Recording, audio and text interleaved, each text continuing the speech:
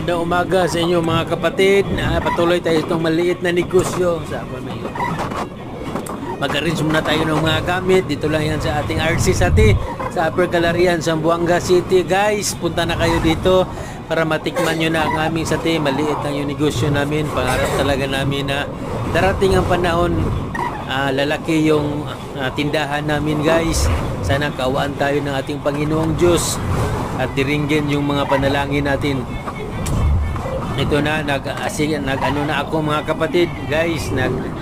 Nag-ayos pa ng ating mga gamit, mga upuan, at punasan natin mga misa natin, estante, lahat-lahat. Tapos magwalis tayo, guys. Tulungan nyo ako dito para mas madali yung trabaho natin sa araw-araw.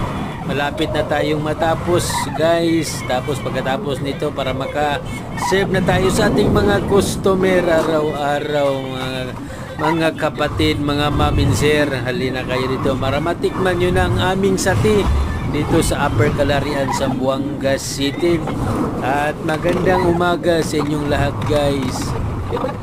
Punta na kayo dito para matikman nyo na. Mayroon tayong isang customer nagtanong, nagbibinta pala siya ng lokay.